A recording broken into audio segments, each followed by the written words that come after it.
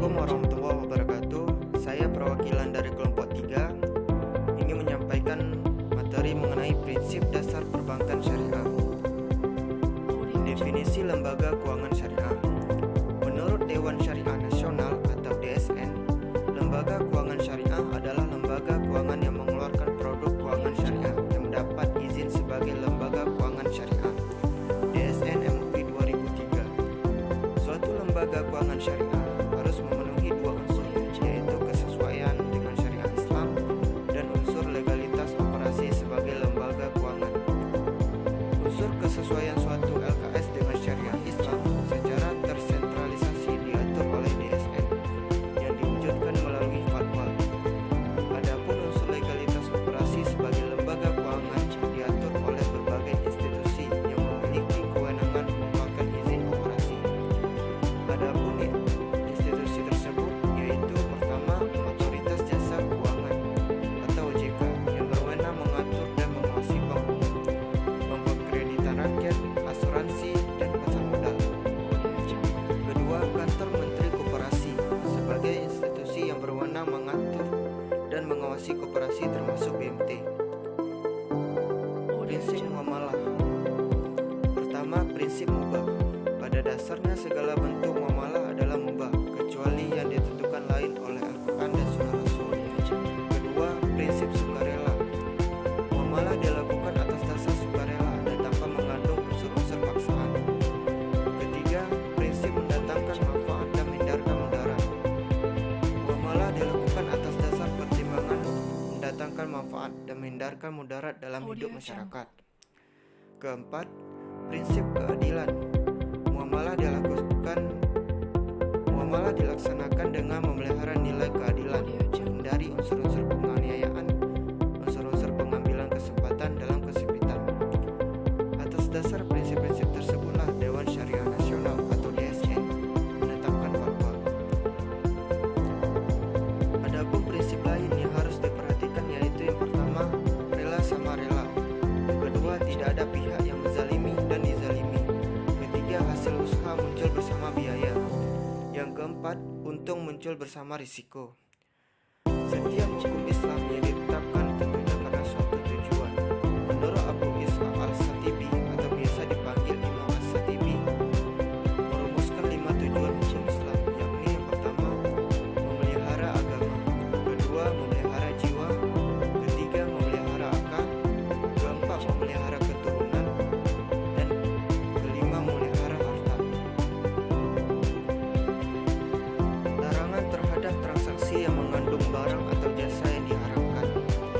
Larangan terhadap transaksi yang mengandung barang atau jasa yang diharamkan dikaitkan dengan prinsip muamalah yang ketiga, yaitu keharusan menghindarkan mudarat. Jenis bahan yang dinyatakan haram untuk dimakan, diminum maupun yang dipakai didasarkan terhadap Nabi. Di antaranya adalah meminum khamar dan menggunakan bangkai dan hewan yang dilarang seperti babi, binatang bertaring dimakan dan dipakai untuk kosmetik. Tindakan atau jasa yang diharamkan yaitu prostitusi, mempertontonkan aurat, merusak akidah, menganiaya orang lain, dan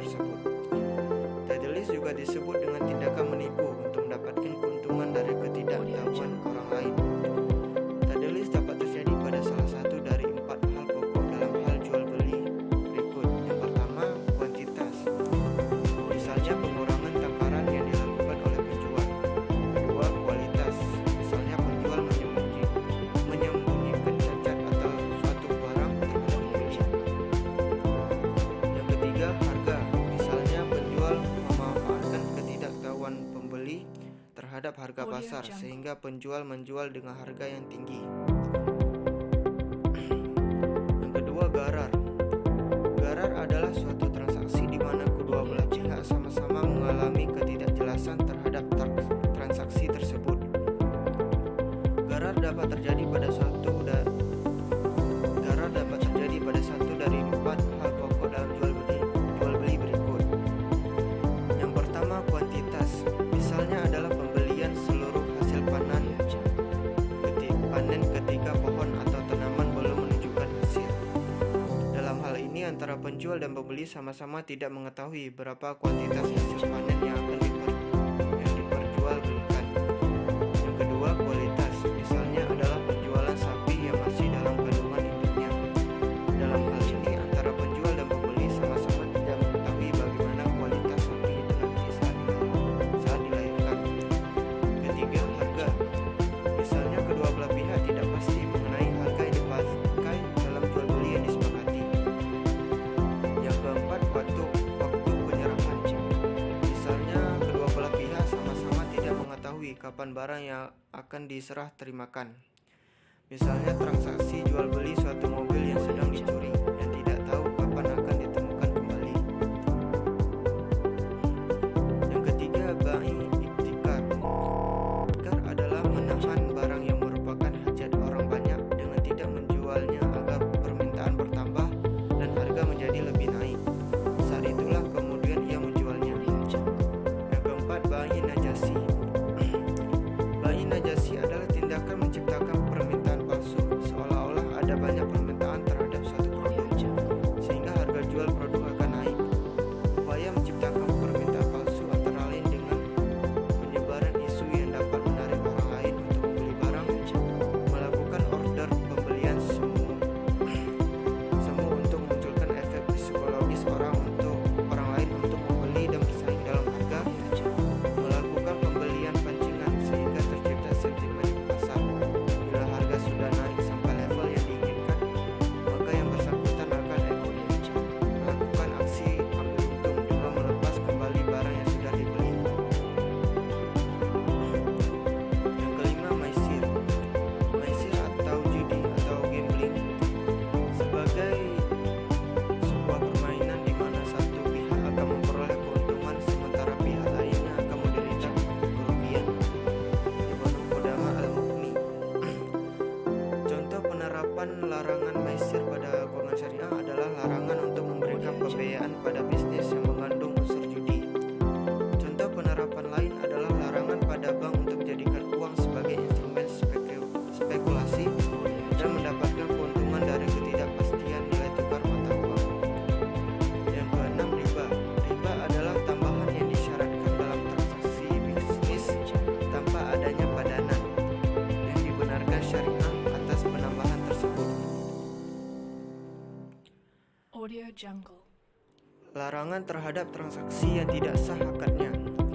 Akad secara bahasa berarti ikatan, adapun akad menurut istilah keterikatan keinginan diri dengan keinginan orang lain dengan cara yang memunculkan adanya komitmen tertentu yang disyariatkan.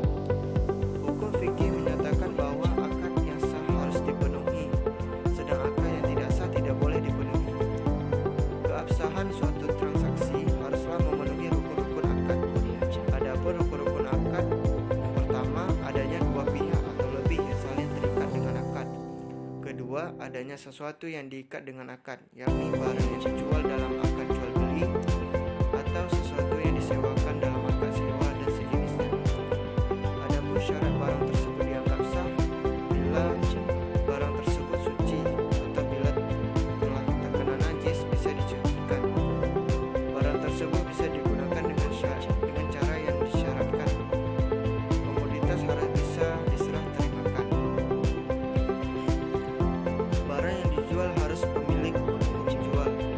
Bila barang dijual langsung harus diketahui wujudnya, dan bila tidak berada di lokasi harus diketahui ukuran, jenis, dan